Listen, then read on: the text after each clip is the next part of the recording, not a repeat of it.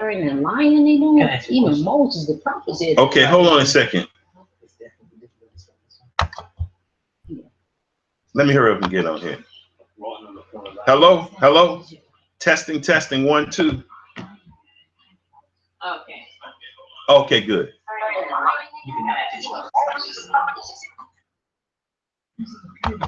Okay. Huh? I look cute there. You ain't saying that. I'm saying it. Oh, thank you. Blue? You like blue? Orange. What about orange? That's red. Oh yeah, this is red. On the screen it looks kind of orange. Okay, y'all. Okay, we all here. It's just, you know, we're closing the Sabbath, so I don't have no particular topic in right now. I don't have any particular topic. You should take some questions. Take some questions. I mean from like these people too. If y'all, you know, really I don't mind taking questions, but it's like when you take questions, well, you really who got a question? Do you want to give me? Somebody gonna give me a question that. You can, you know. I'm hey, anybody have questions? Anybody have some questions? Just throw them out there. If I don't know the answer, I'm gonna tell you. I'm not gonna sit up here and lie and make up stuff and copy and paste scriptures and just squeeze stuff together. No, I'm just gonna tell you I don't know. That's too much work to be lying. Okay. Okay, my son said, my youngest son, what's his name on here? So y'all know who's saying this. Jezreel Times. Is it? Yeah, you make it. I don't even know, Mom. Is the earth my son, he's 13, okay? Oh goodness, Jess. Are you serious? You typed that in there? No, I didn't. Yes, he did. I didn't type nothing in. Where's that at? Where's that at? What is my name? What is the name, Mom? I don't see that. You're not on here. Oh, you yeah. didn't say that. Just Mom. I didn't say that. You really said it. You really weird. You didn't type it in. Oh boy. I didn't type it in. I just said it. Oh. That subject starts war. After all was Flat said Earth about stuff. that. After all that was I'm said gonna about put that. it in. After all that was said about that. Oh goodness. That's tearing up families and nations. That question. Do not Which is answer sad. It's That's silly. It's a very silly question. question. What would you say, Savannah? That's If tearing that's up tearing camp. up your family and can't, That's silly. That tore that up shows camps. it really probably The flat wasn't Earth. based on that like the flat Earth. Yeah, it tore up some camps. That's- They left. Right. Well, I know why the flat Earth and all these crazy theories. And I know I'm offending somebody. Oh, he said the Earth is a crazy theory. Oh, I'm gonna unsubscribe. Bing. You know. Well, there you go. I mean, do what you got. You got to do what you got to do. But you know, the Earth is flat. The Earth is hollow. I'm like, why are people so invested in that kind of stuff? I just think people tired of the lies.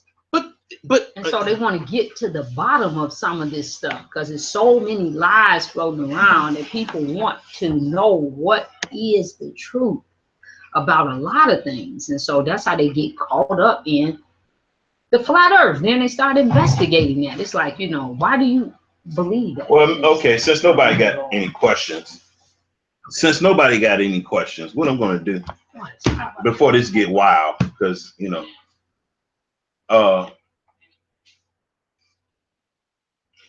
an exception and appreciation of the truth, it depends less upon the heart than upon the mind. I'll say it again because, you know, it's like, okay, where is he coming from? Somebody had. Uh-oh, now somebody got a question. Okay. What is it? It's a question that only Solomon could answer. Yeah. Okay, I have one. Witchman, okay. Witchman called me today. Really? Wow. This looks like an easy question here. Wow, he called you today? Whoa.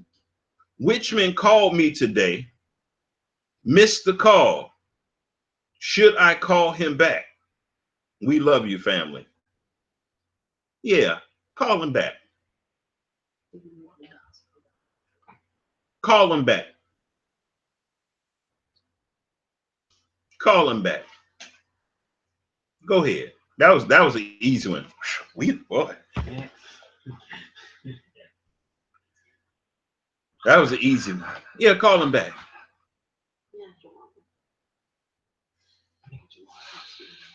Call him back. That ought to be interesting.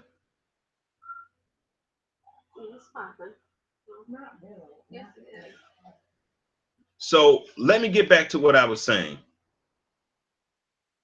Ah, there you go. Living Quadash, boy, she like, boy, on top of it. She like, yeah, I'm gonna tell you what I do. There you go. So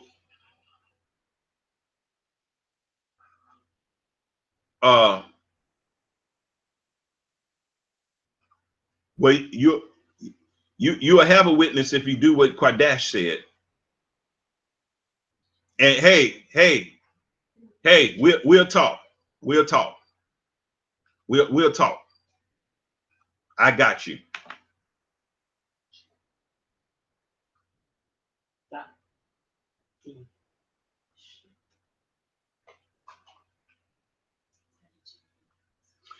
But the exception and appreciation of truth, it don't depend more on the mind than it does the heart. I'm going to tell you. Well, I'm going to stop saying that. I'm going to tell you when I know I'm about to say it. Okay, that's just something I'm trying to get.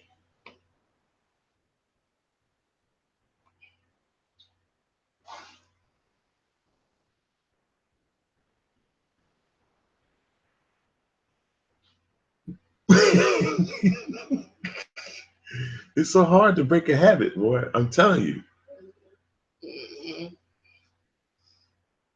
The exception and appreciation, I'm going to even add another word to this, and absorption of truth in your life, it depends less on the mental capacity than it does upon the heart. The reason why a lot of people cannot receive truth is not because of their how educated or not uneducated they are, how well read they are, or how illiterate they are. It's not about that, y'all.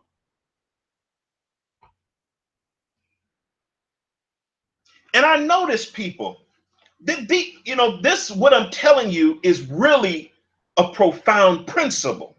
Not because I'm saying it, because of the truth that is in it and the molecular structure that makes up this truth. That's what makes this profound. I'll explain. I'll explain.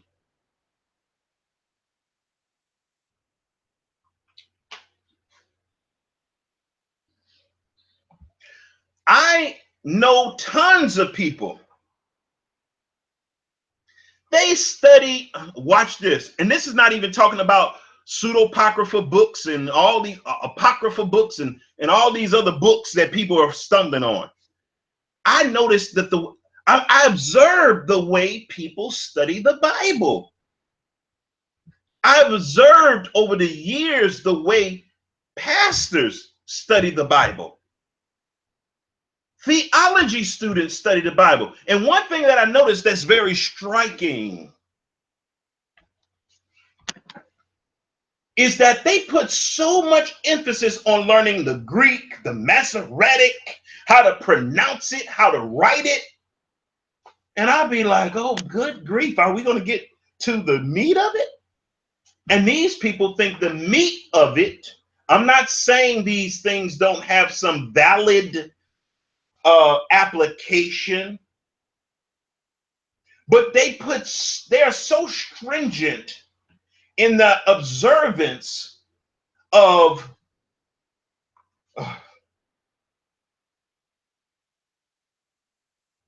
the grammatical structure of words, the hieroglyphs, what the professor said.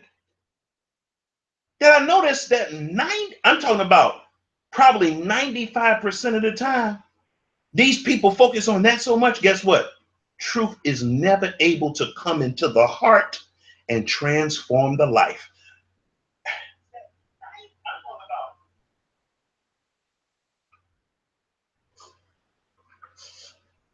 These people will go on archaeological digs. They will say, "Oh yeah, I went to the museum in Rome. True. I went to Switzerland and I saw it for myself." Mm-hmm. But I be looking at these people character. Mm-hmm.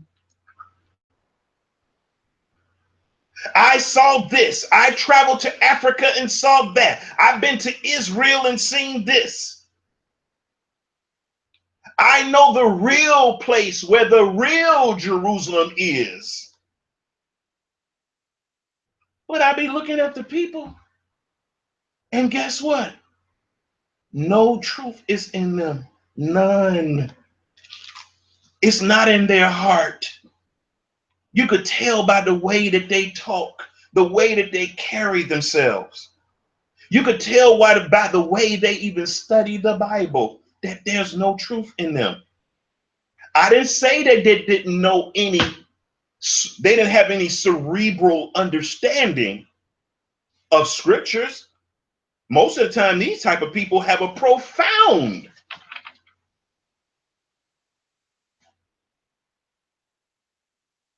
level of information concerning scriptures. That is bewildering. But there's no truth in the heart. They travel to Israel. They go to Israel only to keep the Passover. They was circumcised the 8th day. Like everybody needs to know that. I'm like, that sound personal?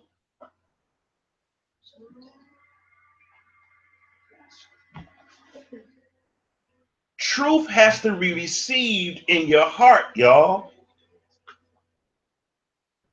Certainly the mind and the heart work in conjunction. We get that, y'all. But you know that truth has been received into the heart when it transforms and governs the life.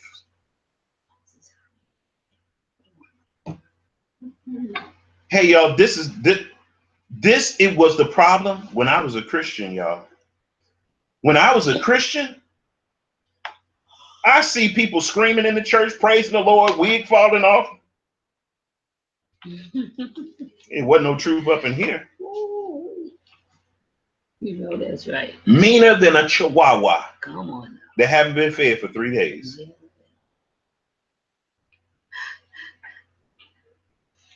No love.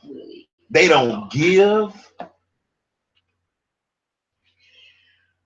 They don't visit the strangers. And when I say strangers, I mean the strangers that are Israelites, okay? So I just want to let you know, because Israelites don't visit each other. Not no Christian church. We don't visit the widows, the homeless, the fatherless, those that are in jail, hungry, naked, battered, abused. We don't. What we think about and pray about is, guess what? Me. Me. I. My.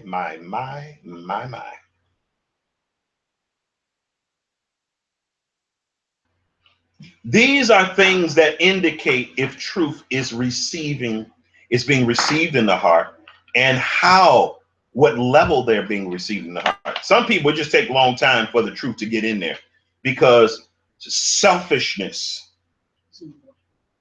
it blocks the way. It's getting in there. It's trickling in there, but it's just hard. And so you have to be patient with these individuals. But there's another group of people, they just there to run game. All they thinking about is me, I, and my. That's what they think about. That's what they pray about. That's what they're consumed with. That's what they meditate on day and night. When the Bible really says you're supposed to be meditating on the law day and night. Okay, I'll say it to you this way, because when we think of law, we think it in a way, we think of it in a static way. Okay, as a list of rules of do's and don't, like Christians and the most Hebrew Israelites. It's just a list of do's and don'ts. But I'll tell you what the law is. The law is a transcript of the character of the Most High. That's what it is, y'all. That's the truth. It's just the character of the Most High written down. That's all it And how is. he's dealing with his people. And how he wants his people to live and treat each other and worship him. That's what the law is. I'm telling you, I don't understand how you could just cuss people out, not watch your language, not watch the way you carry yourself. You don't even care. And then you quibble and make excuses of why you could just do anything you want to do. The Most High is not the author of confusion.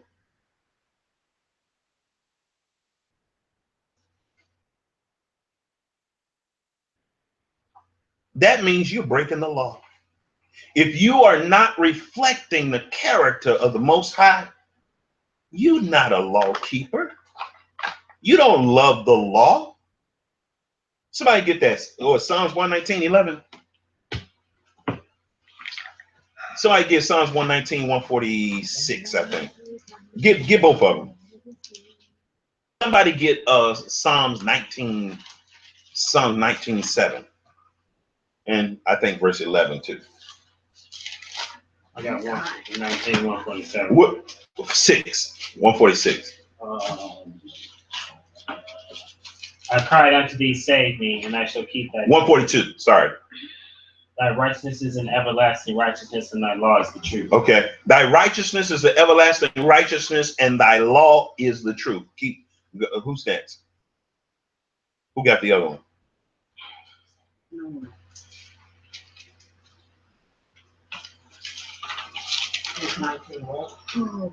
Somebody go to verse 11 of that same chapter. What is that?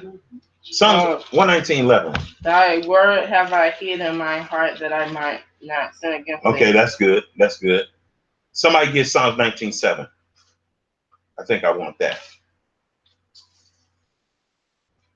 The law of the Lord is perfect, converting the soul. The testimony of the Lord is sure, making wise the simple. So the law of Yahuwah does what now? No, the other part. It converts the soul, right? Mm-hmm. So why when you become an Israelite, you speak worse than you do and carry yourself worse than you do before you knew about the statutes, laws, and commandments? I'm just trying to figure these things out. These are things that are mysteries to me. So is that how it converts you? It makes you worse? I think I said that's not really worse. Oh, that's not really worse. They can say it's all based on the truth, not on the way you're choosing to express it. And watch this. But the truth is more powerful. Huh? They can say the truth is like a two-edged sword. Okay, the truth is like a two-edged sword. So that's not gonna make you comfortable. Oh, okay. All right. Well, I guess I don't have nothing to say. You shut me down. Nobody likes getting cut with a two-edged sword. He stuffed everything I was gonna say, boy. No, that's what they would think. Right. That's what people think. John the Baptist as an example. Yeah. Right. I'm not saying, y'all, that there's something wrong with righteous indignation. But I'm just thinking, don't you supposed to get better? I think so. Don't you supposed to be more like the Most High? I'm just saying, I just don't understand. Because there's some stuff that I'm seeing Hebrew Israelites do that you don't see nobody do on the streets. even gang bangers. You don't see them doing, you don't see them. These guys have a poise about themselves. They have a discernment. Street guys, they have a discernment about themselves. They have to be just to survive. They don't just blurt out anything. They be moving. But when you become a Israelite, yeah, you can just say anything to anybody, anytime, anyhow. And so that's how the word converts you. Because when you was a gangbanger, you weren't running your mouth like that to people that you didn't know. When you was out there slinging. If you went to the penitentiary, you wouldn't be running your mouth like that in no penitentiary. Because I like to see those videos. Those videos with a guy in the cafeteria in the penitentiary standing up on the table talking about the white man is the devil. I love to see that. I love to see that. The downfall of America and all this. Okay. I love to see that happen in prison. It happen everywhere, but in certain places. I like to see you do that on your job. Like stand right out in front of the front door of the place with your borders and fringes of blue with a 12 tribes chart and start cussing the boss out when you come out there. Right, and horns on the white Jesus.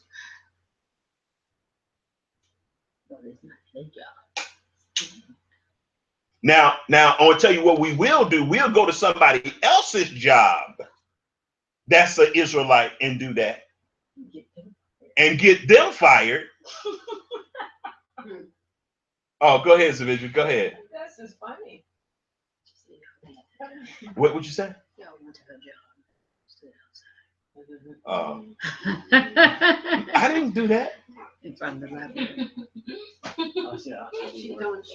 I don't remember. When did we do that? Y'all want to go to the festival. We went today on family fun day and said, wow. Oh, my daughter said I actually did that. in front of a job. In front of her job. Actually, He wasn't thinking about that was your job. nobody said nothing to me about it. I want to tell you the visual. When I did that, I was just being instant in season, out of season. That was it. I didn't think nothing about that. To today. But I tell you one thing, Zavidua. I want to tell you one thing. I wasn't doing it because it was somebody else's job. How many times have we stand over there in that intersection, Melchizedek, and did street witnessing? Several times, right? We did it last year. We did it this year. No, but The farmers market, they like partner with the library. Everybody's worked there. well, how long have you worked there? 2 years. It don't matter, right? Nobody's thinking about it. My point was this, y'all. Hey, hold on a second. My point is this. My point is this. They don't call George. My point is this. We have to be careful, y'all. You know? We have to be careful. You know, when I look at Yahweh Shai, I don't see him standing out on the corner talking about, you know, Caesar is a demon. I don't see no scripture where Yahweh Shai is outside doing street preaching and he says Caesar is a demon. Now we know Caesar is a demon, but he wasn't standing outside saying that. We don't even see that as the main instructions that he was given to the apostles and prophets. And then after he left, we don't even see that the apostles was preaching that. So why is that being taught so heavily now? I think it's a distraction. I'm not saying that these guys are not well-meaning. The example of blind guides who were leading them.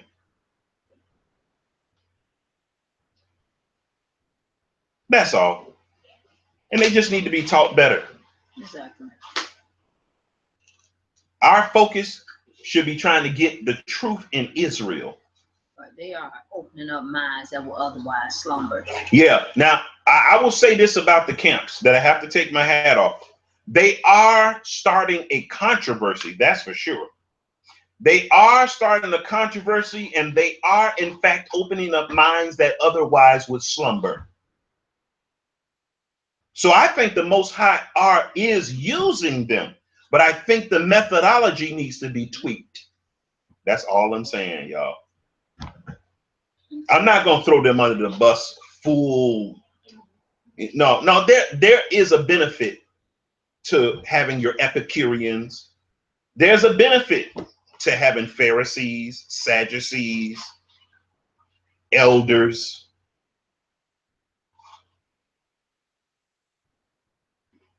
There's a benefit to even having blind guides. Because when you have blind guides and then you have guides that can see, somebody get the fly swatter. I'm tired of that fly. It must be two of them in here because it's like, I feel like, we in a swarm movie.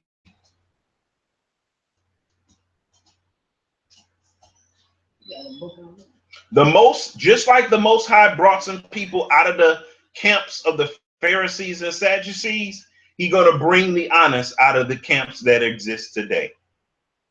Built on a sandy foundation. How do you know that they're built on a sandy foundation? Because they're not built on no apostles and prophets. I would give this to somebody who could really get the job done, but they might get a little wild. Slap me with this thing. Smack.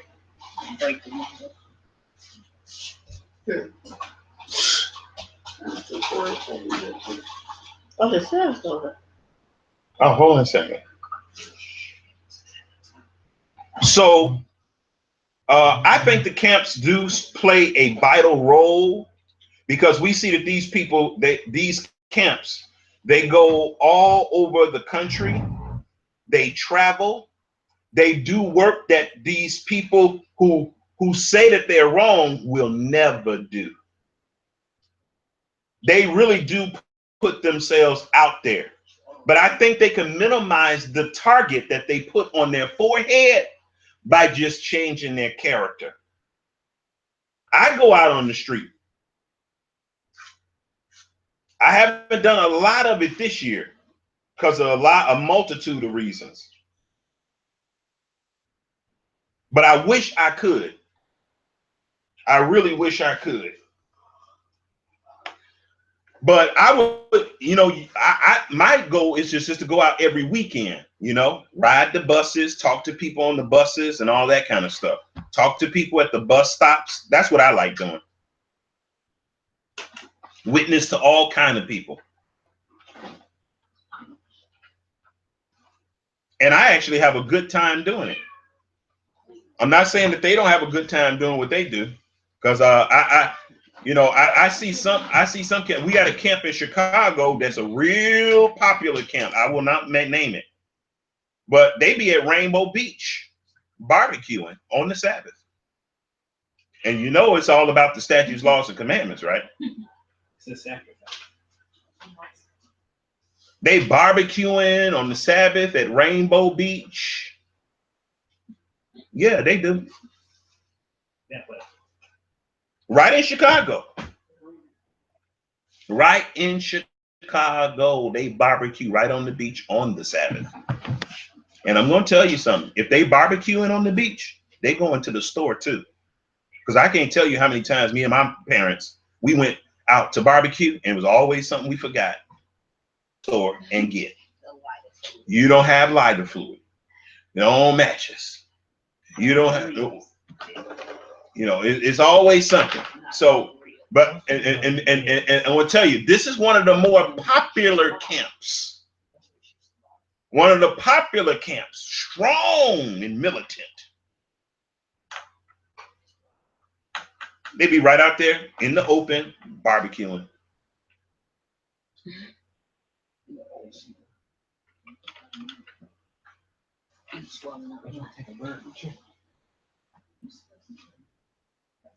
So, I really didn't have anything in specific to share tonight.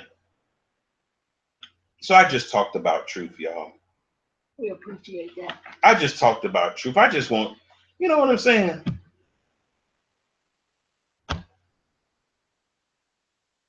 I'm not going to say. Oh, matter of fact, I want to say something else. Okay, all right. I'm almost finished. I saw that deep breath. You couldn't. It just took you over.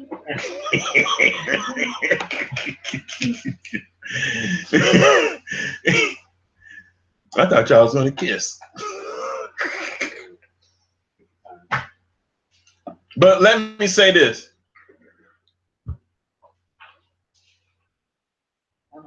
So if you're outside on the Sabbath barbecuing, and you know you don't supposed to be cooking on the Sabbath, you are celebrating Sabbath. That's what you're doing. Now I know you're going to say, no, we keeping the Sabbath, we just cooking on it. No, you're celebrating, because that's what the Sabbath is. It's a celebration. You're celebrating. See, that's why Matthew 23:1 is good. They say and do not. They say keep the commandments, statutes, and laws, but they don't do it. They don't do it. And this particular camp that was doing this, guess what, y'all? I wish I had video footage of this. I wish I had video footage of this. And that brings me to this point. I know there are some people. I know that there are some people that don't like my case study videos. Don't watch them. I know there's people that don't like my case study videos. Don't watch the videos, y'all. Don't watch them.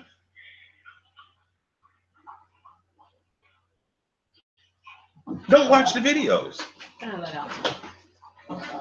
And it's really interesting what the people focus on who don't like my case study videos. Because I've gotten several messages. I just haven't said anything. But the thing they focus on is that I'm bringing out the truth case study. And so because of that, they can't even learn the lesson that I'm trying to give. The lesson is way more than the personality that's sharing the error. But they can't see that far. And that, I want to tell you, that really bothers me.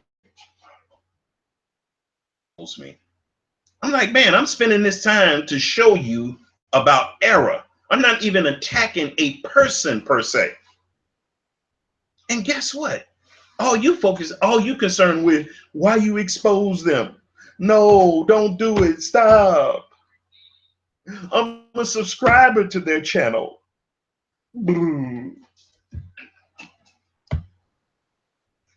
Yo.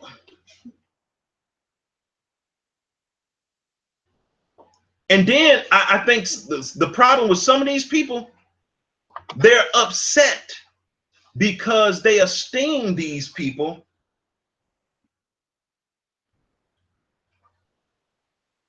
They esteem these people that they're subscribers to as noteworthy teachers. And so when you see the glaring error that they're teaching, the person who subscribed to them writes me back or calls me and say, you know what? You messy.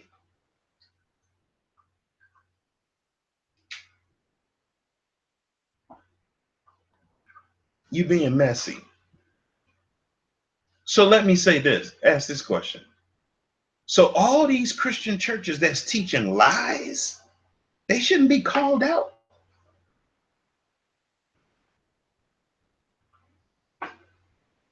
Wherever we find error, we shouldn't point it out. You in love with the person that's teaching the error so much that we should just go quiet.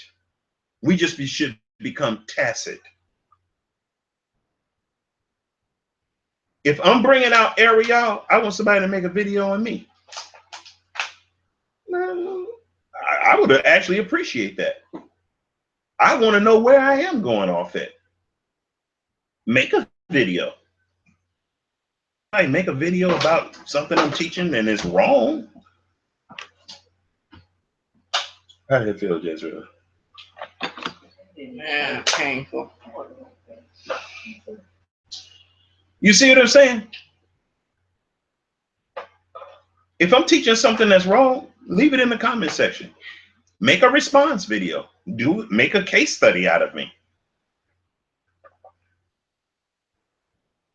Make a case study out of me. Because it's, and you know what? I noticed one thing about these people. They're more concerned with their feelings towards the individual teacher than the collateral effects of the error the person is teaching to the whole world.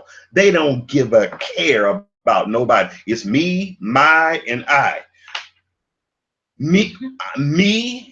I have subscribed to them. They one of my favorite teachers. And even if it's error and it's messing up the minds and putting leaven in the minds of other people, that's insignificant. Let's just go to hell because we like the person. Let's just go to hell because the person seems like they genuine and they got a good personality. They got a nice Christian personality. Let's just go to hell because that's enough. Because a person has a good Christian personality, that's the character of the Most High. But why they teaching error? And then you can tell they even making up stuff as they go along.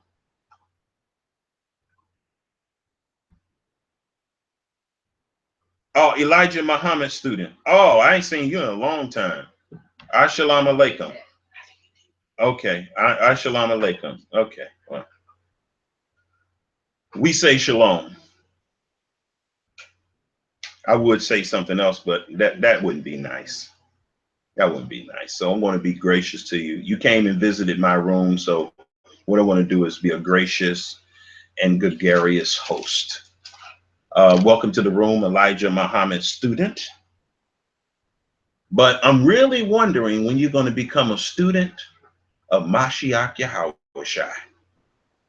I'm just really wondering. But anyway, we're not going to get on you and make you the focus and the star of the show. And, you know, but, huh? Oh, okay. All right. But we was about to close anyway. The Honorable Elijah Muhammad teaches us that Master Farad Muhammad is the Most High. Yeah. Yeah. People teach that the devil is the Most High. People teach that David Koresh was the Most High. They taught that Jim Jones was the Most High. They teach everybody is the Most High. So there you go.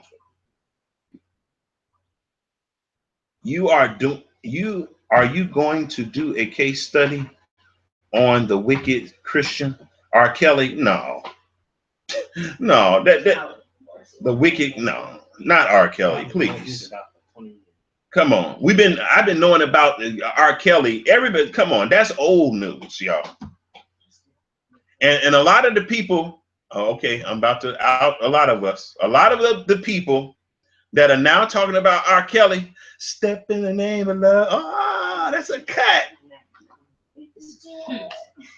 People, there are people, just because I sang that little bit, is people standing up right now in a white outfit, stepping. They like, yeah, that is a cut. I don't care how many girls he raped and molested. You know, matter of fact, as soon as this broadcast is over, guess what song I'm going to play? Yeah, brought it to my mind. Yeah, you brought it to my mind, and oh yeah. Oh. Yeah. We will support a homosexual if they put something to a nice beat. We will support a pedophile a rapist, if they put out a nice cut with a nice beat, we will support it. That's what Israel does. Because we like to turn up. We like to turn up.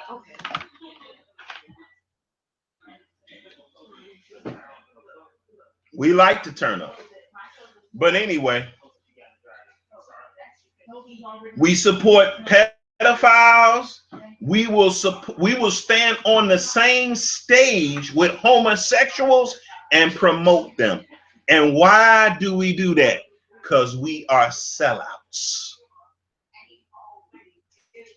And we don't have character. Pay us enough money, we will put a homosexual and a homosexual organization on the stage.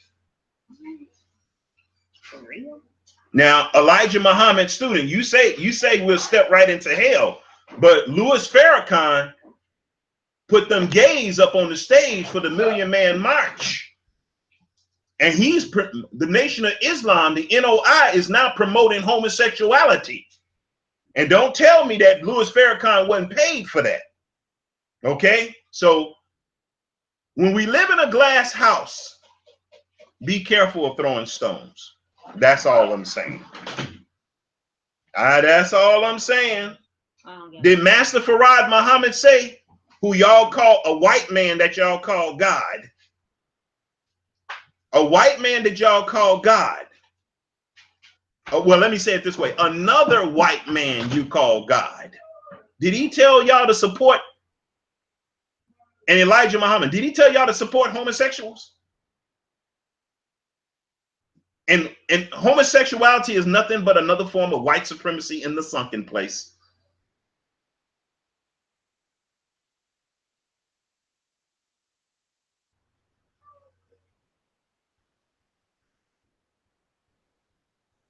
How can I get a copy of the book?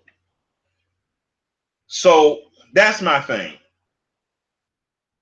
You cannot really be down for so-called black people, and then you're going to support L. Ron Hubbard, white supremacy. No.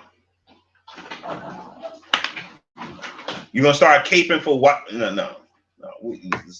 You're not down with us. You were sold out a long time ago. But anyway, yeah, you can get a copy of my book. It's on Amazon. It's called The Universal Family Flag. Just type that in, Elijah Muhammad. You get a copy of my book, The Universal Family Flag. And another good book that I would recommend to you is what's it? It's a book by a sister, mother in Zion, named Vashti Al-Sadamir. Okay. Man, what's the name of the book, man? Why can't I remember that?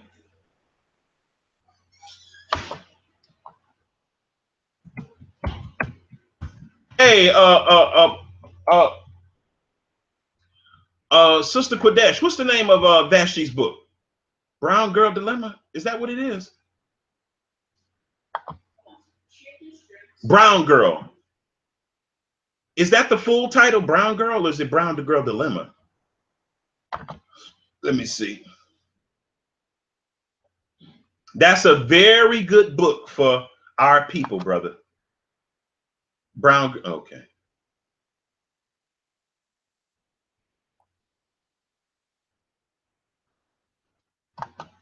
Brown Girl Dilemma. Yeah, that's the name of the book. It's called Brown Girl Dilemma. It's called Brown Girl Dilemma, and it's by a Israelite, Vashti Al-Sadamir. Just type in Brown Girl Dilemma and you'll see the book. That's a must read. That is a must read. Okay. It's not about us being Muslims. It's about us being Israelites. And the person who wrote the book loves the Most High as an Israelite, not as a Muslim. I don't think you could properly love the Most High as a Muslim. Okay. I'm not saying that there are no sincere Muslims. I'm not saying that, because I believe the Most High can reach you wherever you are. But I think in order to come into the bond of the covenant, as the scriptures have said, you have to be an Israelite.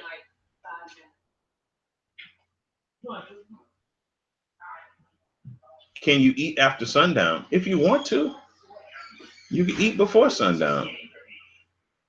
Ezra Elite. I've never seen your name before. Shalom. Everybody say hello to Ezra. Shalom. Ezra Elite.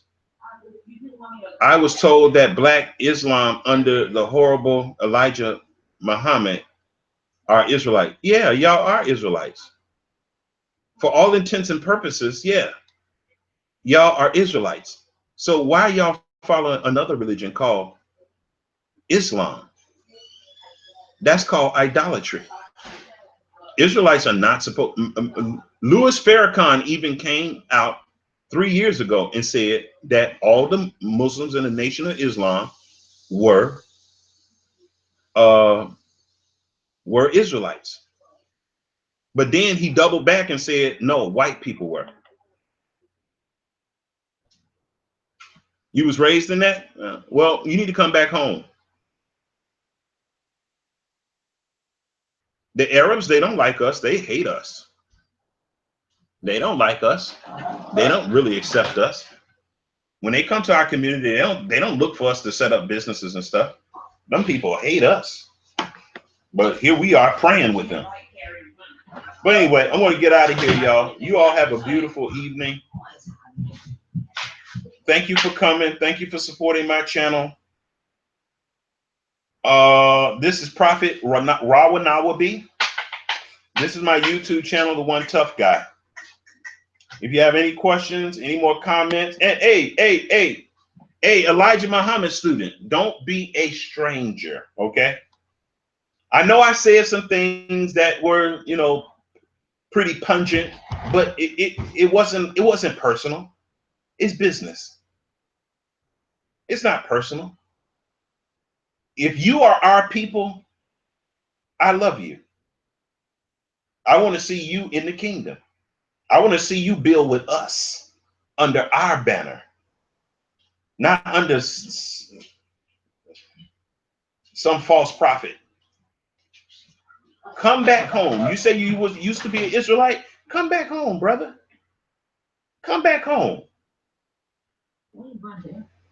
Huh? I wonder why he ran to that. Yeah, that my wife just asked a question. How did you get from Hebrew Israelite to the Nation of Islam? I did want to close, but my wife asked that question, and it is a very interesting question. I'm not just here to cut people just to be cool. I do want to know people, How did you leave Hebrew Israelite? Now, I could see how that could happen. I could see how that happens. I could see how that could happen easily.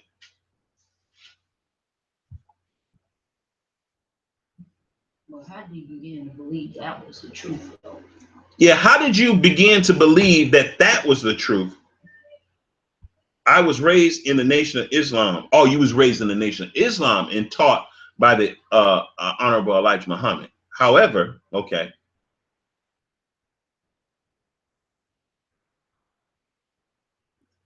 Hey, you know what I'm going to do for you?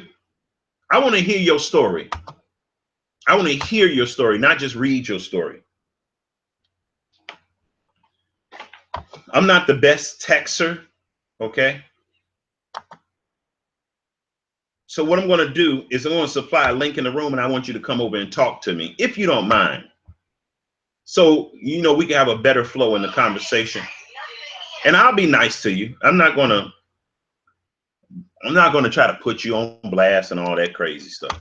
I just want to talk to you. That's all I want to do, brother or sister. Okay.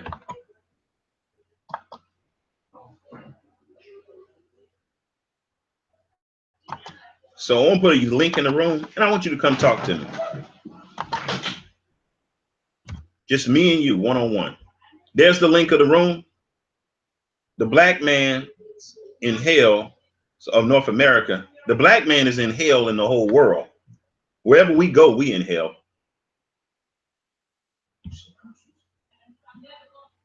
Yeah, all you do is click on that link. Elijah Muhammad student, all you do is click on that link and it'll take you over to the place where we can talk. And a window will open up, and then you and I can talk like man to man, woman to woman. Well, yeah. Did I say woman to woman? I mean man to man. Boy, I blew that one up, didn't I?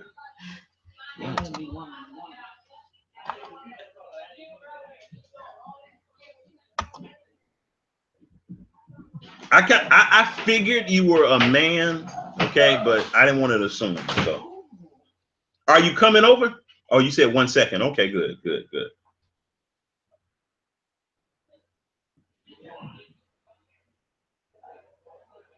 I don't want it to seem like I'm bullying you and stuff, and you are left to texting while I'm sitting here and I can talk fluently. Let's talk like men. Let's talk like men, face to face. You know, so people can hear your voice. And hey, Taraya, Israel, what's going on? Where y'all going? Mom said she wants to go to Jules with her. Taraya, good to see you. Good to see you.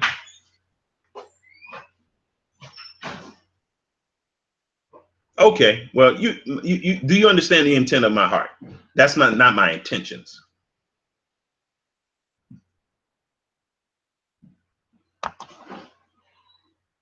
I'm waiting for you.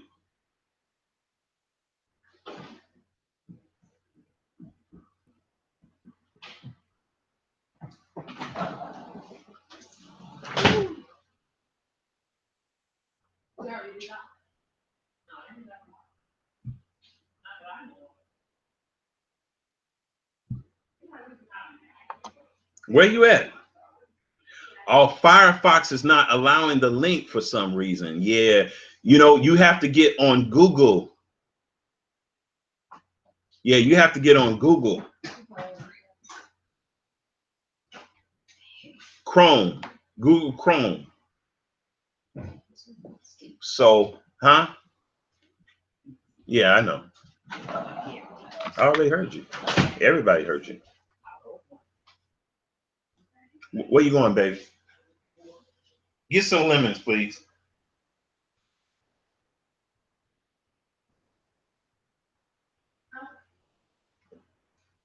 Do you have Google Chrome already on your computer?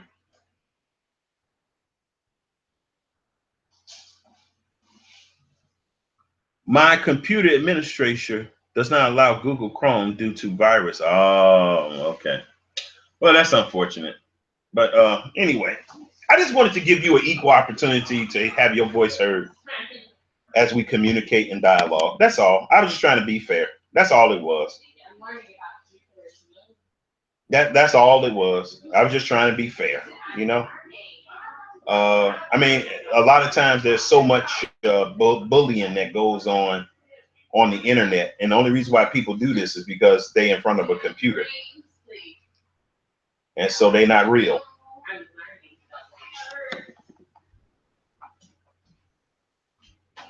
Okay, but anyway, I'm going to get out of here since I can't talk to Elijah Muhammad student and we can't converse. But maybe some other time. So let me get out of here. You all take it easy. Have a beautiful evening. Family Prophet Rawanawabi at the One Tough Guy YouTube channel. Shalom. What you got there, Batia?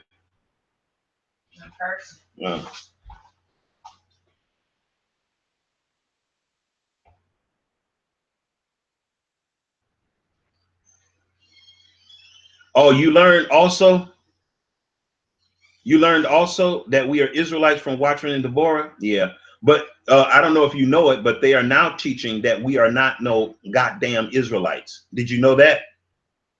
Yeah, they teach that. All you do is go to their channel and Google at it in there, the word goddamn. And guess what they're going to say? They said we are not no goddamn Israelites. She says, I am no longer a goddamn Hebrew Israelite. Yeah. Yeah. Yeah. Oh yeah, and I want to tell you something. They got just their followers have net now what they're doing is word manipulation. They playing word games, okay? But the word game is backed up by something.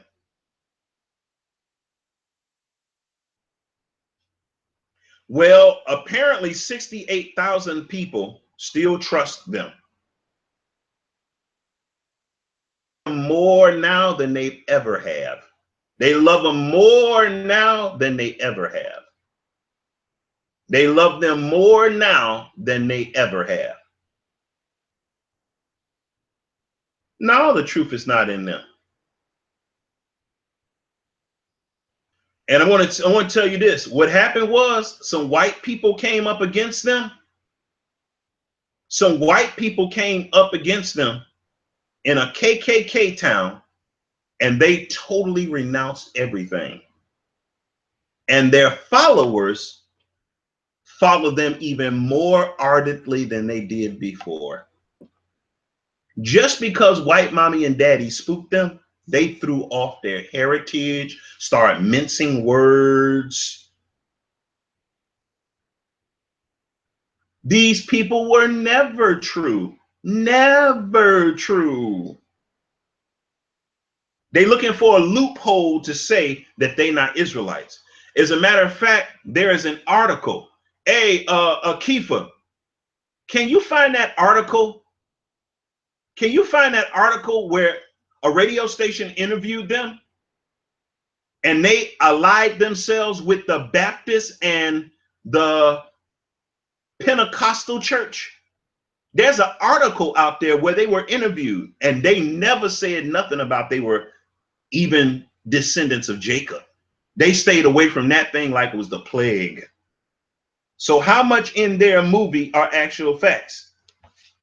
Well, it's part facts and part lies. Because a person that lives on, yeah, and this is, I know a lot of people say now, oh, you being messy. And you're always being messy when you expose the devil. You're always messy when you expose the devil and his children. And the reason why people say that is because they have an affinity for the devil and his children. So you're messy.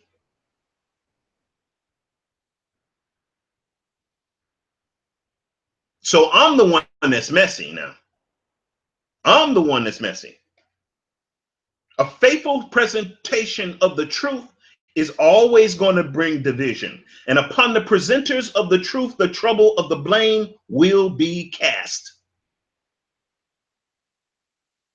Skin, I can take that. I'll take that hit. If you want to say I'm being messy, there you go.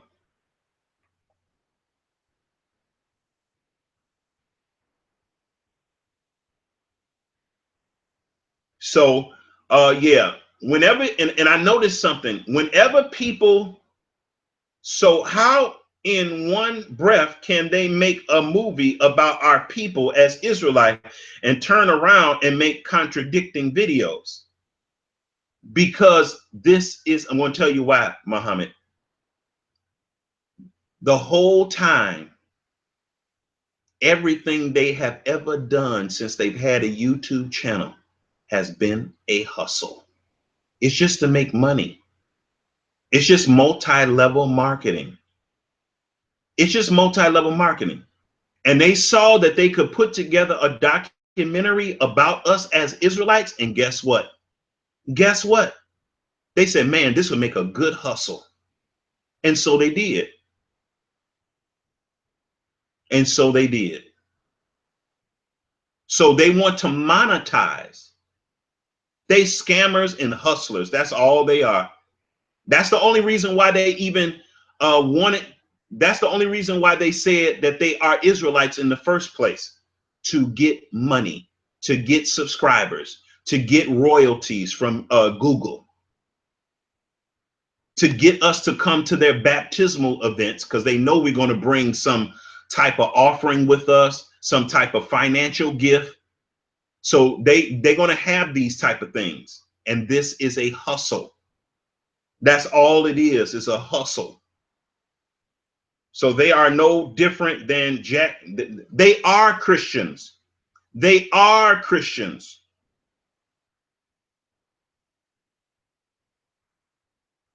And you know what? You know what, Elijah Muhammad, student? I think I like you, man. I'm so happy that you put on the end of here an imam, lying imam Muslims. I'm glad that you are aware that there are lying and demonic imam Muslims. I'm glad you understand that. That lets me know that you have an appreciation for truth.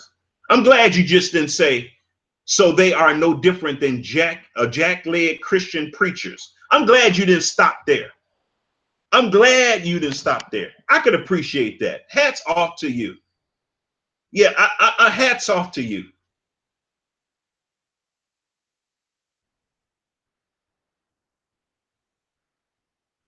Hats off to you. See, this is one of the things that I know, that truth can reach people no matter where they are. Hey, hello. Shalom, shalom. What's going on? Yeah, Elijah Muhammad. Yeah. Yeah. Why?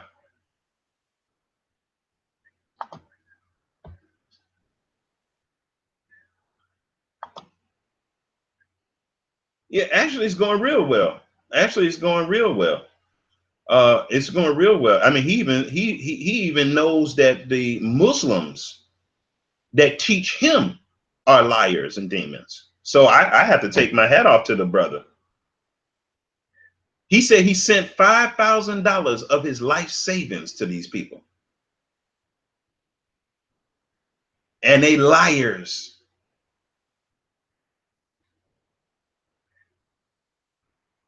Well, I'm going to look at those scriptures. Thank you.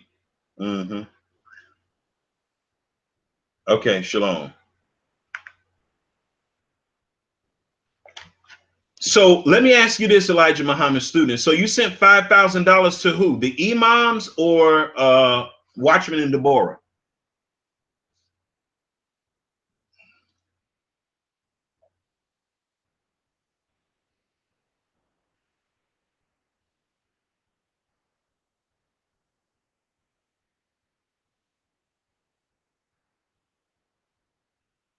I think, wow, Watchman and Deborah. Wow. And you're just one person. You're just one person. And don't think, y'all, that there's people that have not sent more. Don't think that there's people that have not sent more. And don't think that there are people that have not sent less. Don't think that. Don't think that, y'all. This is why these people don't have to work. This is why they don't have to work, y'all. There's people sending them money every week, every month. Some more, some less.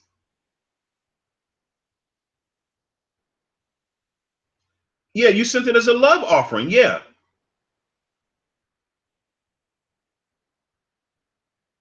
And for the gainsayers, let's say Elijah Muhammad, student, didn't. Let's say he's lying. Let's say he's lying. You don't think nobody sent money to them, y'all? Let's say he's lying. You don't think nobody has sent money to them? I know I did. Now, when I sent money, I sent it as a test. Yes. No, I'm not saying you're lying, but I know how people think. I don't know why people think that everybody's lying, but everybody got the same story. Everybody's lying, but everybody's got the same story.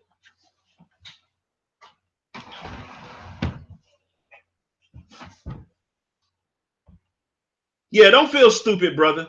You were deceived. The Most High was showing you a defect in your character so you can learn from it. Okay? It's all right, brother. If it took $5,000 for you to learn that they were a devil, it was worth it. Now you know not to steer people their way. Now you know not to advertise to them. Now you know not to subscribe to them. If it took $5,000 rather than your soul, you hear me? Listen to me. Listen to me. I would rather spend $5,000. You are a liar than lose my soul. I'd rather lose my money than lose my soul. Do you hear me?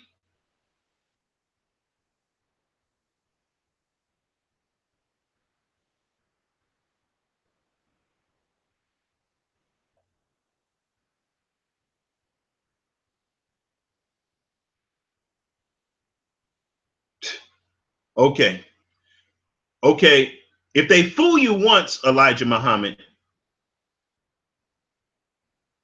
shame on them. If they fool you twice, shame on you. Why are you now talking about maybe they're nice people? They're not nice people. Those people are demons, man. They're demons. Their whole life is built on manipulation. Their whole life is built on stealing, robbing, killing, and murdering. When you're taking resources from a group of people, you are murdering them, even though they're still alive. That's called murder. The Bible says if you murder your brother, you're not going to have no part in the kingdom. Murder is hate in the Bible. So don't fall into that thing. Oh, well, maybe they're nice people and they're going to give me $5,000 back. They won't even get their roof fixed, brother. I visited their house. They won't even get their roof fixed, but they bought a piece of land for $35,000. They got mold in their house. The roof is leaking, but they go buy a piece of property for $35,000. They're not going to send you no money back, brother. Now, I'm not saying that you shouldn't ask for it back, but they're not going to send it to you. They're thieves. The only reason why you ask for the money back as a testimony against them in the day of judgment, that's the only reason why you do that. But you don't expect for the money to come back. That's gone, brother. Ate that up just by himself with his belly.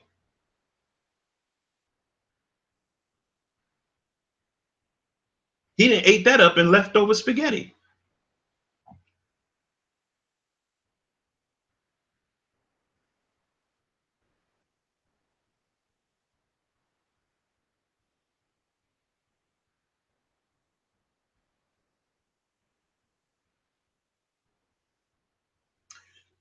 Yeah, that's something I noticed too, Devine. That's something I noticed.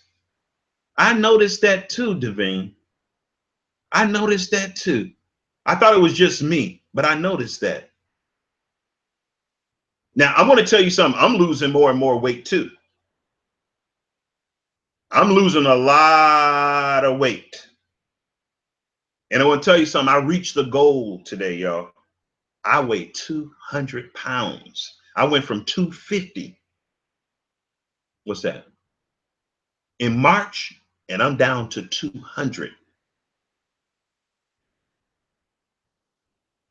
I'm doing it for spiritual reasons and health reasons. Boy, I haven't weighed 200 pounds in years.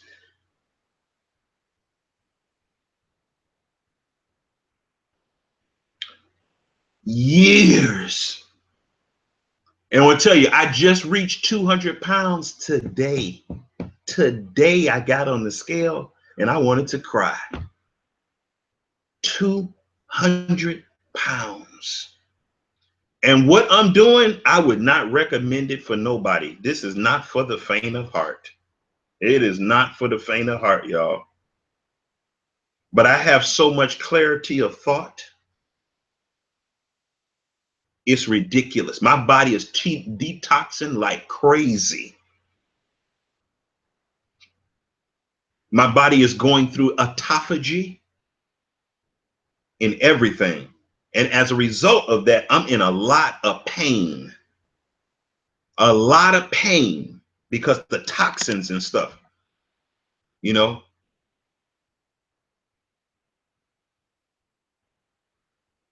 And I'm not just praying for me. I'm praying for all kind of people. I'm praying for new relationships. I'm praying for my health. I'm praying for other people's health, other people's relationships. I'm praying for the kingdom. I'm praying to get the victory over sins that so easily beset us. I can't seem to lose weight. I'm practically a vegetarian. Yeah, some of the fattest people I know are vegetarians. I'm just going to tell you, I was one of them.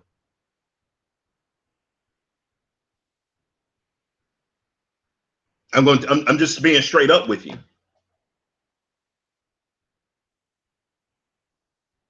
So there's something wrong. There's something wrong. So one of the things I've been learning, y'all, is that we eat too much. So one of the things I had started doing was I just started fasting more than I normally do. And I started getting regular with my fasting and seeking the Most High. And watch this. Now, I'm going to tell you, this is not for no faint of heart. This is not for no faint of heart. I wouldn't advise you to jump into this like I did. I'm one of those guys that will jump into something and will try to take it over. That's just me. Everybody's not built like me, and you know, everybody's not supposed to be built like me. But this is what I did. I started doing some research on fasting, and then I started running across intermittent fasting. And I started studying into that, and I was just fascinated with intermittent fasting. And then so I started doing it. So the first thing I started doing was I would not eat after 6 o'clock. But I said, man, this is going to take forever if I keep doing this. And then what I started doing is portion control before I started my intermittent fasting. So I would have this much food in a cup, and that's all I would eat for a meal. Or I would have a smoothie. That's it. That's it. That's it. And I would have that in the evening. That's it. But before I even started doing that, I was doing that in the morning. I would have 1 cup of oatmeal, and it wouldn't even be this much oatmeal. It would be like this much oatmeal. And that would be it. That's it. No sugar, no butter, nothing. None of that. Just straight oatmeal. Steel cut oats. And I would keep it moving. But then I said, okay, this is going to take forever. So I started learning about intermittent fasting. I said, well, I'm going to start eating in the evening. And I'm going to eat in a 2-hour window. Breakfast. I'm not going to eat breakfast. And I'm going to eat only in the evening. And I started seeing weight come off quick. I didn't eat no snacks. I didn't drink. I stopped drinking juice. Natural 100% juices, I just stopped doing that. Way too many calories. Way too much sugar.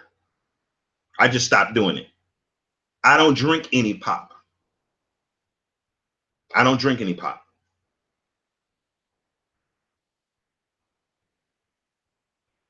Every now and then I will indulge in some meat, maybe once a month, if that, maybe once a month I'll indulge in some meat. But I'm really getting away from that. I try to stay away from cooked foods. I told you this was rigorous, y'all.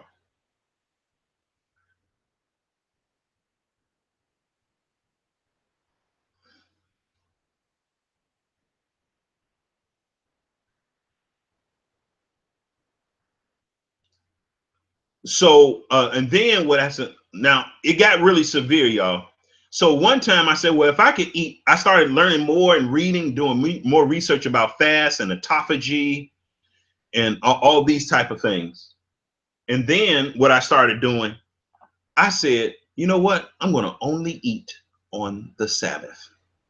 So I went down to 1 meal a week. 1 meal a week. Let me say it this way, not 1 meal a week, but only eating on the Sabbath. So it was more than 1 meal, but it was just 1 meal a day of the week. I mean, 1 time a day of the week I was eating, just 1 time, and more weight started dropping off. And I was never able to get past 217. When I got to 217, things just stopped. So I went to 1 meal a week. And the reason why I did this is because I wasn't working in my field of construction. And I said, the Bible says if a man don't work, he shouldn't eat. I wasn't exerting that kind of energy where I needed that type of caloric intake and glycogen intake. So I said, why am I eating? Why do I need 3 meals a day? Why do I need 3 meals a day and I'm not doing construction? Hard, hands-on labor. The stuff I'm doing is real light and sedentary. So I started eating once a week, 1 day a week. That's what I should say. 1 day a week I was eating. And so I did that for like 3 weeks. And I broke past 217 with flying colors. I looked at the scale one day and it said 212. I was stunned. I was stunned. And then after that, I said, okay, what I'm going to do is I started getting an appetite and started getting hungry. And so I ate a little bit and I paid for it too. About 5 pounds. But then that next week, I fasted for like 3 days. And all that weight, I took it off. And then I just kept doing it, praying, fasting. And so now I know people say, oh, people go crazy, you know. You don't supposed to tell nobody you're fasting.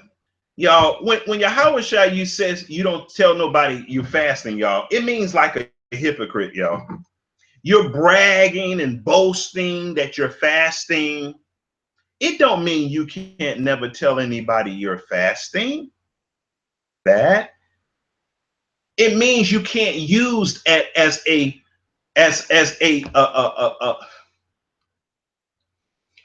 ego boost over other people who are not fasting. That's what he means, y'all.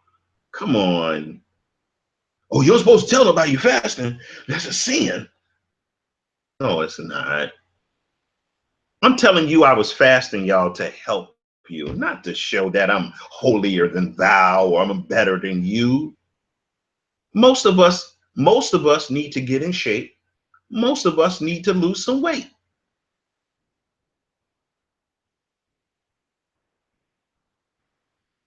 Okay? So I'm just giving you a testimony. And the testimony includes I was fasting. Now, I want to tell you something. Now, I'm sitting here right now. I've been fasting ever since last Sunday. Last Sunday. Tomorrow will be 7 days. Okay? I have nibbled on some things. I think one day my wife cooked some beans and I went in there with a spoon And I picked up 3 beans and ate them because they smelled so good. I went in there and ate 3 beans.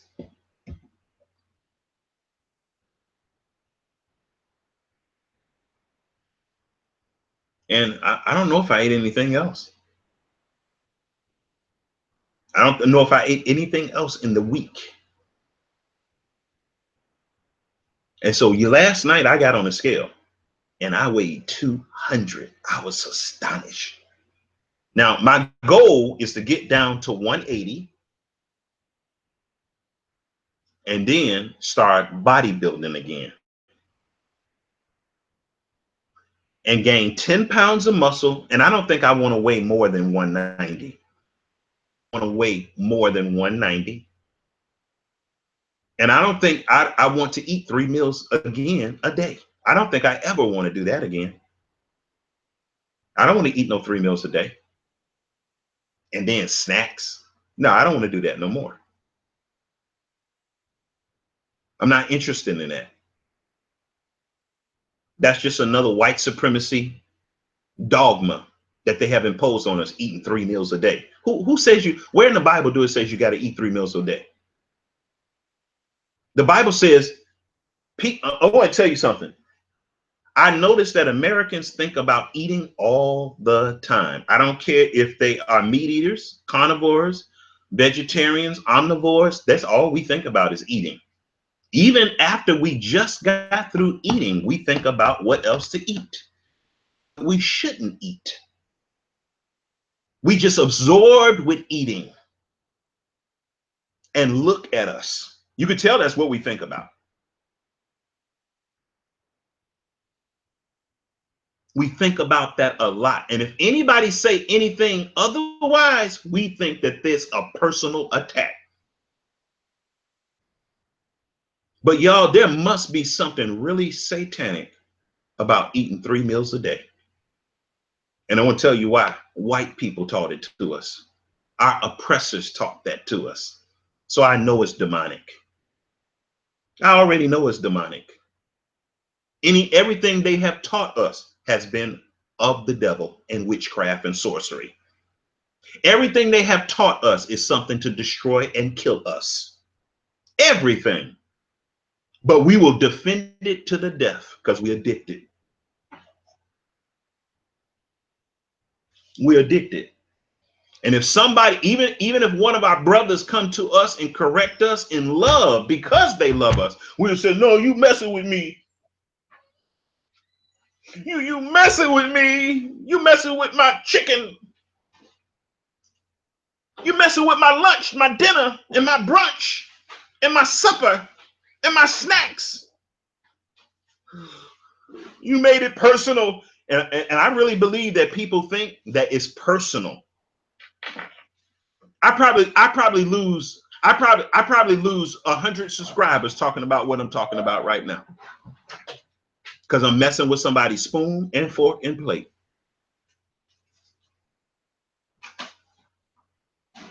I'm messing with somebody's plate. In their graves with their teeth, even with a bunch of vegetables on the plate.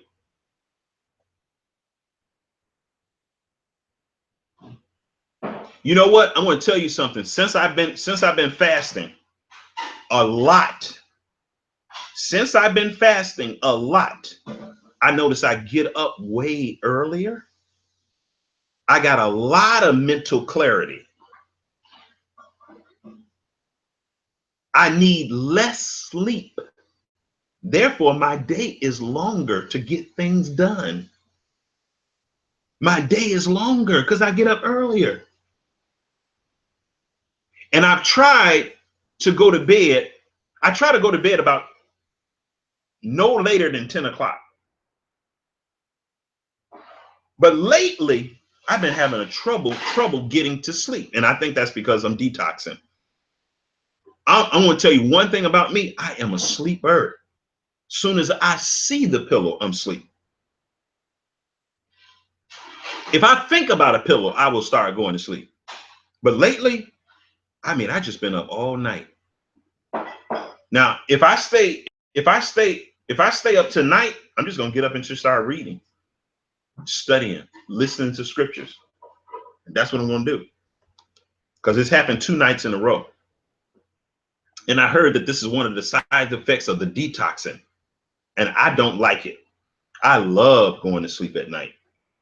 I don't mind waking up early, but I want to go to sleep. I don't just be laying there looking up to the ceiling, you know.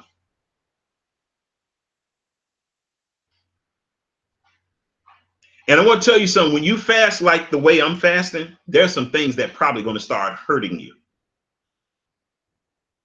Because one thing I learned about autophagy is that when autophagy starts happening, stem cells start repairing. What autophagy basically is that all the injured cells in your body and in all of your organs, guess what they start doing? They start leaving the body. Did you know that? That's what happens when autophagy takes place. And when that happens, guess what happens? Your body start creating T cells to replace those injured cells from every organ in the body. When I heard this and read this, I was blown away. I'm like, you mean the ability to heal our body is by keeping our mouth closed and stop putting food in it? Really? This thing called autophagy takes place? I was fascinated with that.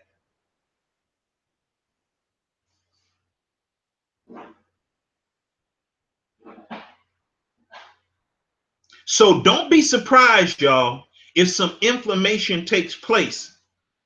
Why? And that's why it's good to drink some teas and stuff, some cleansing teas and stuff like that to aid the process, turmeric and things like that. Grate you some potatoes and grate you some potatoes and put it on the inflamed areas as a poultice. You see?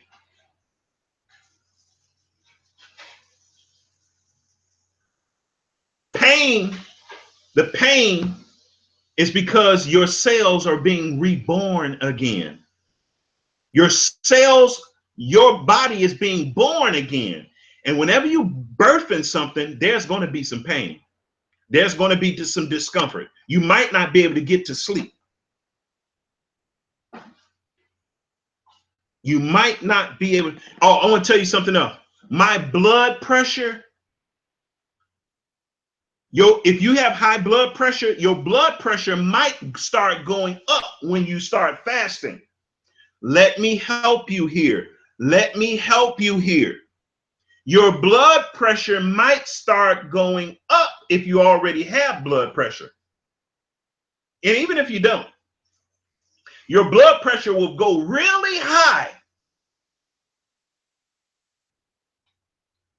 after the 5th and 6th day. You got to hang in there. You got to hang in there. If you have some blood pressure medicine, I would take it. That's what I did. But one day I stopped taking the blood pressure medication and my blood pressure went to let me see what it was. I want to show y'all. I got receipts. Y'all.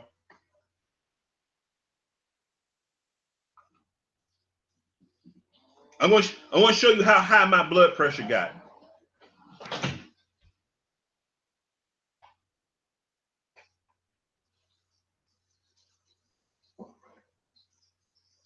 Right before it got low. I'm going to show you how high it got. And I was really bothered by this because it got high. I was really upset, man. I'm going to go to the highest one. I was really upset. Look at how high that is, y'all. Oh, you can't see me. Okay.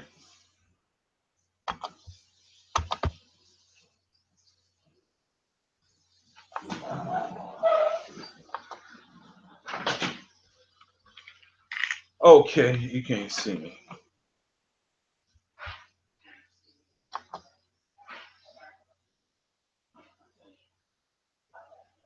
Okay, you can see me now. I'm going to show you how high my blood pressure was. I'm going to show you how high my blood pressure was. How high it got, y'all.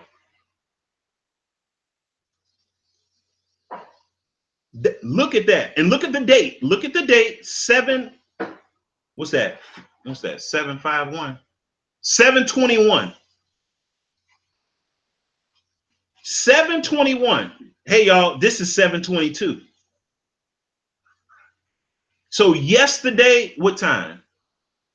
9 o'clock in the morning, I took my 9:36 in the morning, I took my blood pressure, and look what it was. 177 over 102. Now remember now, yesterday was my 5th day of fasting. The blood pressure is not going higher, lower, it's going higher. And so I just started praying. When I saw this, I really started praying. And watch this. Look at this. So I'm going to go to the next one. And it went down a little bit. I took it at 9:44. I'm going to go back. 9:36. And then I took it because it was so high, I just kept checking it. So I did it at 9:44. And it was 168 over 87. Then I took it again at 11. And it was 166 over 85. And this is on the 21st. This is yesterday. And then guess what? It dropped. Okay, what's that? At 12 o'clock p.m., it went from real high to real low. Now, I'm going to tell you what I did. I took 2.5 acetaminophen, and I took my blood pressure medication, and it brought it down to here. Now, remember, the whole time that my blood pressure was high, I was taking my blood pressure medication. Look how much it dropped. That was an answer to prayer. But watch this.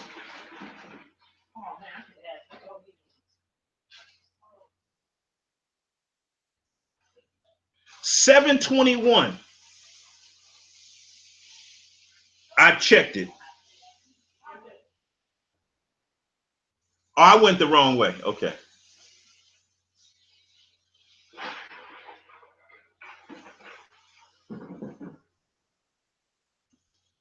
Okay, which way am I going here? Oh, that's not a 2. That's not 126. That's 1. Okay, 164. That's not 126. That's 1. See, I'm looking at it backwards on my screen. On my screen, it shows it backwards. So it looked like a 2 to me. So it was going down. But I want to show you this. It's hard to hold, man.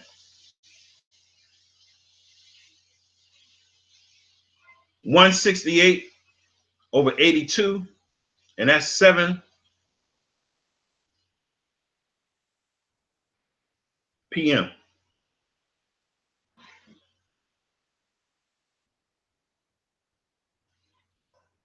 You see it's dropping, right? 130 over 62. And that was like 9 o'clock at night. 8:59. So it did drop when I was about to go to bed. But watch this. So I took it a few minutes later, 9:01, and it was 152 over 67. Still high. 151, 155, went up a little bit.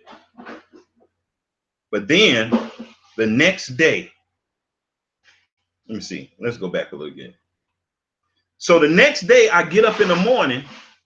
I get up at 4:42 in the morning, and I take my blood pressure, and look what it is.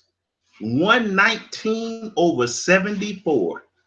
119/74.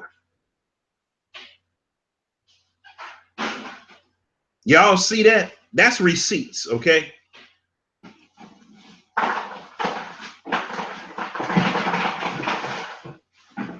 Then look, 99/28. Wow. If that's not an if that's not an answer to prayer, if that's not an answer to prayer, I don't know what is.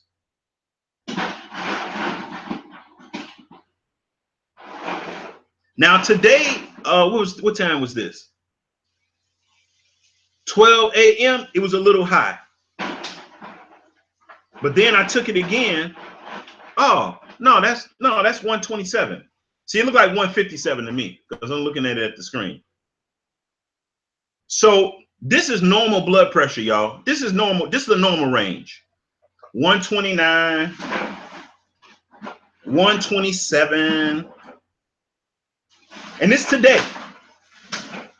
So at 2:34 p.m., that was my blood pressure. And look at this, y'all. I ain't taking no medication. Now, the last time I fast for 10 days, I fast for 10 days one time. And I noticed that after the 7th day, I didn't have to take any blood pressure medication.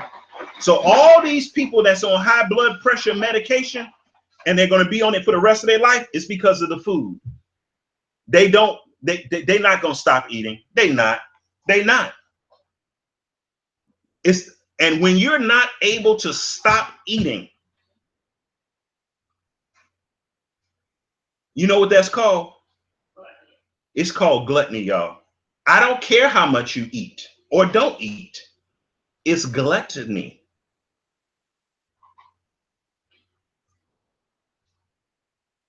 And so I feel so confident about fasting. I could go a whole day without fasting. I mean, a whole day fasting. I can go a whole day fasting. I can go a whole day fasting and just drinking water and tea. That's it. I don't have to have no big meal and all this stirring, cutting and cooking. And I don't have to. Frying and boiling and roasting. I don't have to do that. And I want to tell you, it take a lot of stress off my mind. In there cooking all the stuff that they cooking right now, it don't bother me. Yeah, you heard her? She said, because we about to eat up some stuff. Barbecue. They about to have some slaw and they about to hook it up. I'm not interested. Gluttony is when you see somebody else eating, you gotta have it. You gotta taste it. No, I just want a little piece. I don't want a whole lot. No, I mean, why? No, well, they can't deny themselves. They see you eating something and they want something. A lot of that goes on in my house. It goes on in your house too. You can't even eat nothing because the next person, oh, could I taste it? Stop it. Calm down. Then you just eat.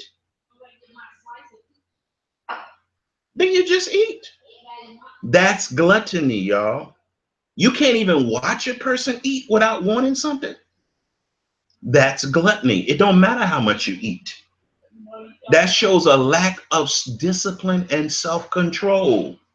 You smell food and you smell it and you get possessed by it. That's gluttony. I don't care if you this thin. That's gluttony. That's gluttony. That's not to say, y'all, that every time you smell food, it's gluttony if you want something. No. You missed the whole point if you're thinking that. But when you get offended because nobody won't share some food with you, face up like a big frog, and you're not even hungry. You're still belching from the food that you just ate. It's gluttony. I don't care if you are this thin. You're a glutton.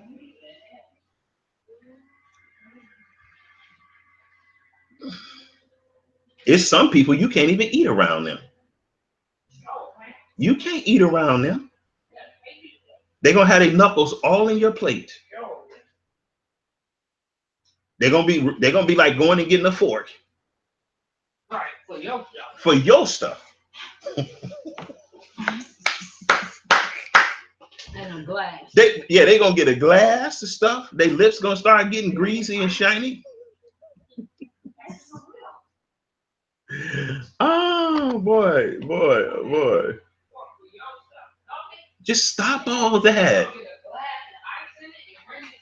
And I want to tell you something. When people are eating their food, they want you to leave them alone.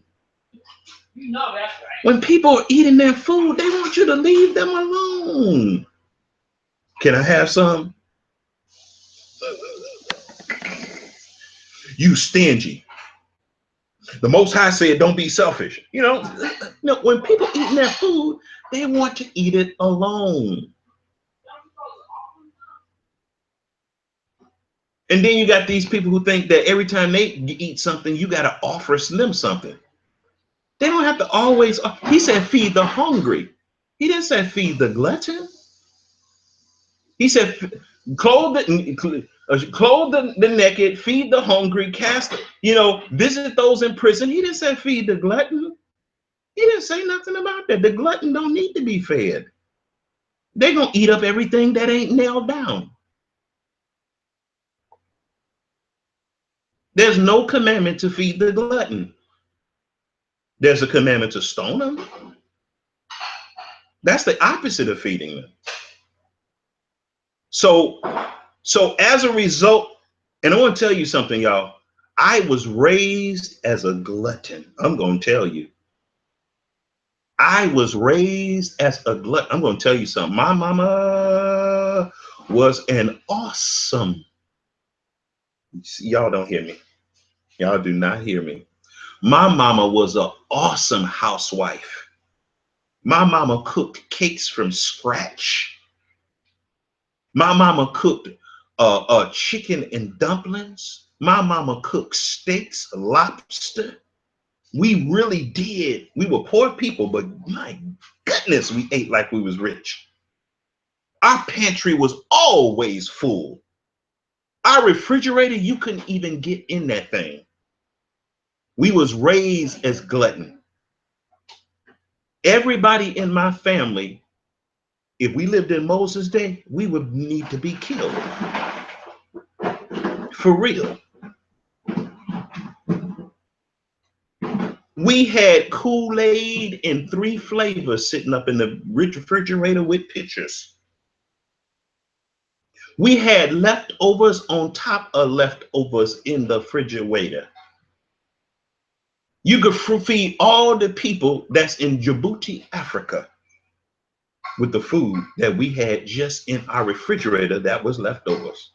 We had a deep freezer full of meats. We ate rabbits, ducks, lobster, steaks. And we could go back for second and thirds. Now, my wife, she was raised totally different. My wife was raised in a way where when her day mama went to White Castle, they had to split a White Castle 4 ways.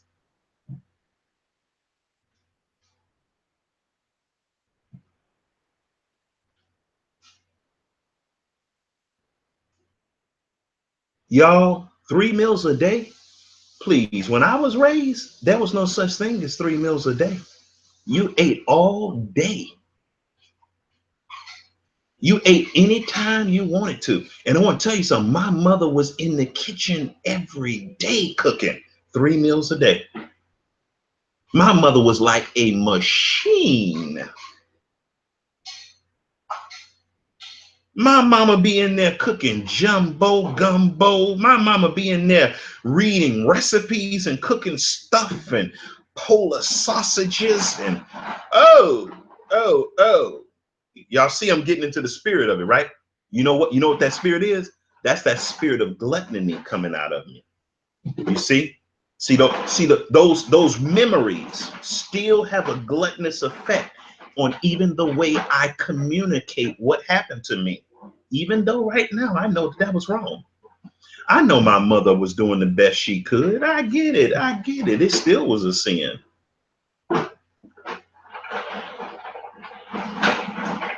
It still was a sin. And my mother was a cook. My mama makes some, okay. My mama would make some tuna, and my mama makes some macaroni.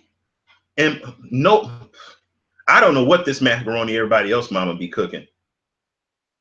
My mama get that Velveeta cheese. She would get cream and butter. It was some real rich, elite white macaroni. It's the kind of macaroni that the rich would serve. I'm telling you, we ate rich, y'all. Rich. I have sat down with rich folk and ate.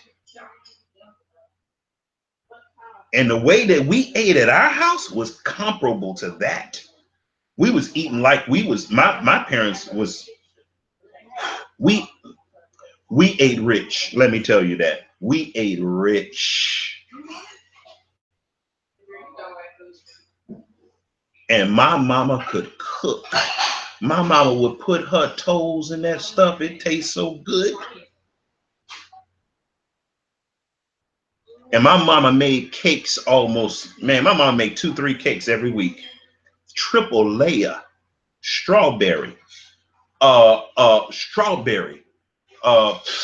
pineapple, German chocolate, devil's food. Oh, banana pudding, peach cobbler. Oh, yay.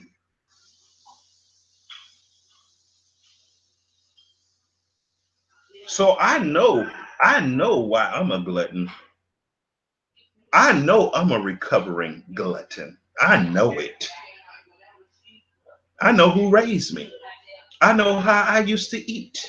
I know how I was raised eating. So I know I'm a glutton. And I know I have a high propensity to be a glutton because of the way I was raised.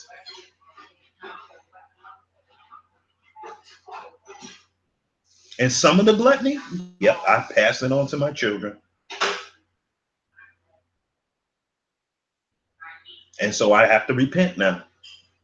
I pass it on to my children. So I got to repent of this. I didn't know you could eat once a day. I didn't know you could eat 2 meals a day. That never even come to my mind. 2 reasonable small meals a day and stay in shape. I didn't know that.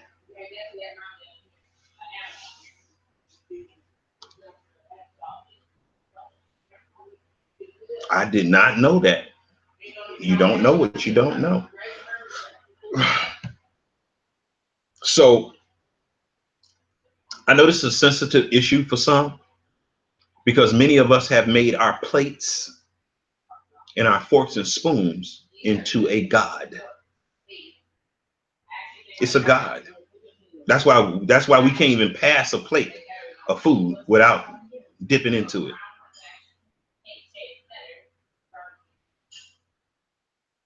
Even right after you just ate, you can't even do it.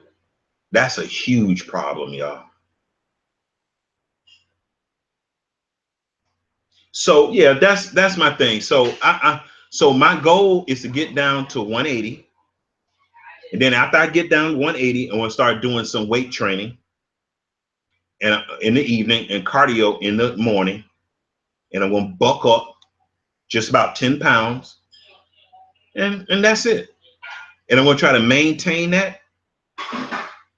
And I'm going to try to repair every cell in my body with intermittent fasting. And I'm going to try to eat. My goal is to eat 1 meal or 2 meals a day. And when I say eat 1 meal a day, after I get to 180, I'm going to eat a substantial meal of a whole lot of vegetables, a whole lot of fruits. I'm going to satiate or satisfy myself, fill myself. So when the daytime comes and when I go to work, I have an energy store to go off of, and I can go into, I think they say you go into autophagy after 12 hours of not eating. So if I eat in the evening about 7, 8 o'clock, I'm going to eat in a 1 hour window. I don't need no 2 hour window to eat. I'm going to eat in a 1 hour window, like from 7 to 8 o'clock. I'll have very little starch. I'll have very little starch. I'm going to have a lot of fruits and vegetables, little bit of nuts. And then I'm not going to eat again till 7 o'clock the next day. Now, I'm going to tell you this. I think if I'm doing construction, I think what I'm going to do is have a smoothie.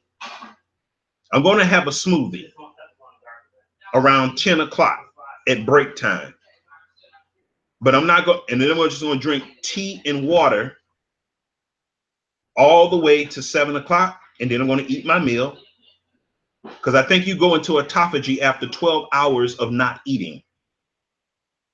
And after you go into 12 hours of not eating, you are not cannibalizing any longer sugars, but you're cannibalizing fat. There's a catabolism of fat that takes place after 12 hours, and then catabolism takes place, and not autophagy takes place. And then when autophagy takes place, then you start repairing old cells. So with this second part of my life, I want to repair all the damaged tissues, nerves, and cells with fresh and new T cells from the autophagy process. Okay, so yeah, I'm still learning this, so I might not have everything dialed in, but I'm going to learn it. I'm going to learn it because I want to tell you something. The reason why we have to go and get all technical with how to eat is because so many lies have been taught on how not to eat. Because eating should be the most simple thing in the world. You shouldn't have to know anything about autophagy to know how to eat. You shouldn't have to know all that, but because so many lies have been floated about how to eat, when to eat, what to eat by our oppressors, that requires for us to really do in-depth research on how to eat. You see? So I'm going to get out of here. Y'all take it easy. You have a question. I have a question. Okay, what is it? Kimberly Liddy, please.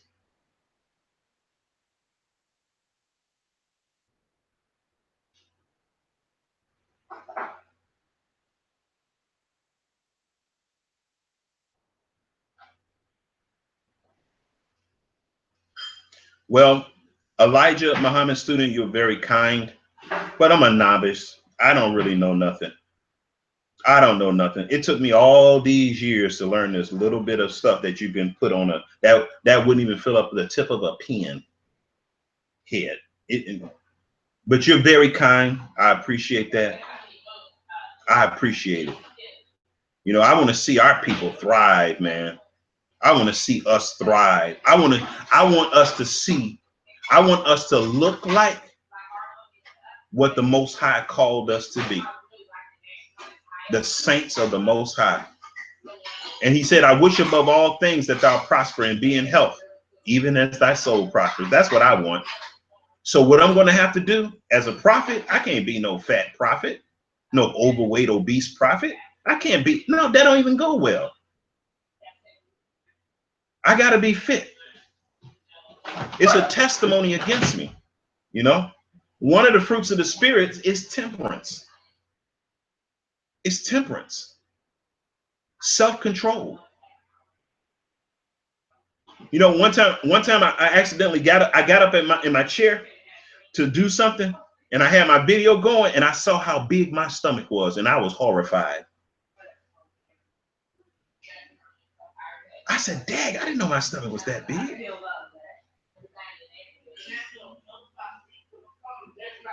I did not know my stomach was that big. I said, that can't be right. This gotta be something to repent of. I went to my family with a stomach this big.